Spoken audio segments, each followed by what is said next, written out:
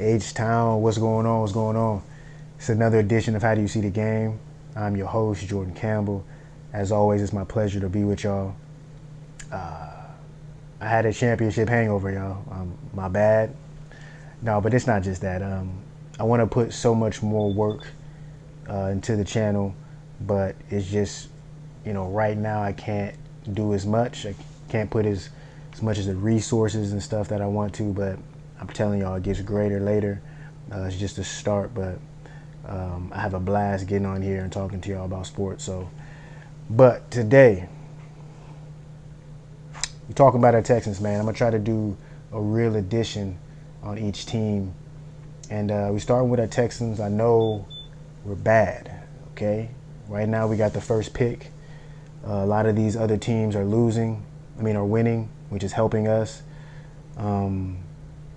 If the Raiders would have won, we would be 2 games out, have 2 games of space on everyone for that first pick. So I know everybody doesn't want to hear about that, but I just got to say that, you know what's going on.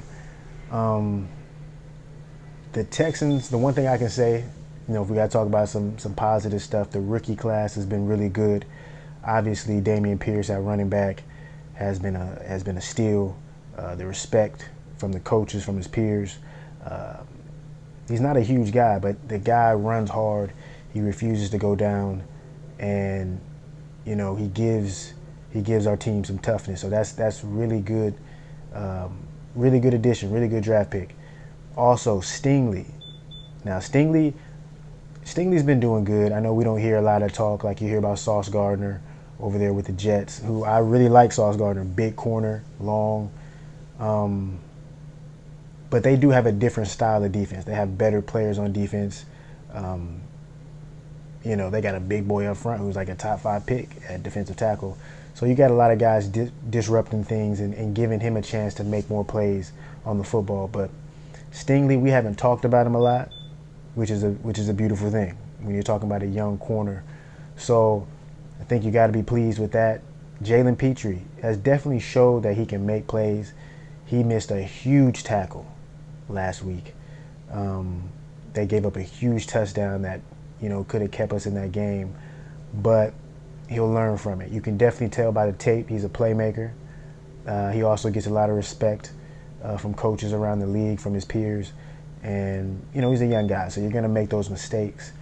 But like I said, this draft class, it looks good. You got Christian Harris coming back, the linebacker from Alabama. I mean, he sees ball, see ball, hit ball. You can't teach the athleticism that he has.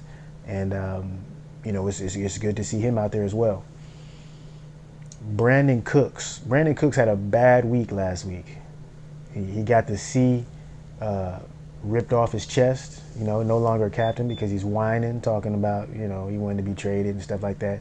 After, when he got paid this year earlier, he was talking about how, this team is not about self, and they're about everybody, trying to help the next, body. And now he all about himself. And I don't want to talk about Brandon Cook. I can't even look at him, okay? But Nico came back. He's doing his thing. He's a piece from last year's draft class. It's just, you got to look for the positive. And there's some there. Davis Mills, man, he goes up and down so quick. He has these stretches where he looks like, he can do everything on the field. And then he has these lapses where he just completely, you're just wondering, what were you thinking? Or he'll just completely miss a side of the field. I saw that he had the screenplay. It was a big 3rd down call. And, the D lineman, they got in quick and he just threw it over there. But at the same time, on the other side, he had 2 people just butt naked running. You know what I'm saying? And those are automatic first downs. And, he's young as well. But we got to be honest, he just doesn't have that it factor. And we know what that is. You know what I'm saying? We know what that is. It's when things get rough, you find a way, right? And he just doesn't have a lot of that. But he's got 8 more games, and he'll be able to show what he's got. And, we'll see. But I don't think we need a quarterback change. Okay, we're not trying to, we don't need a spark. You know what I'm saying? We got that first pick, and we need that first pick.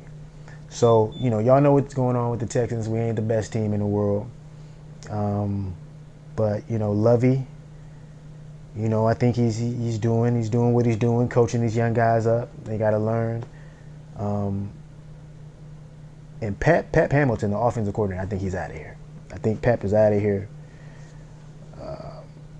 But I think we're gonna be all right. I think next year we're gonna be a sneaky team next year. Book it. But I appreciate y'all watching, man. There's gonna be a lot more coming up.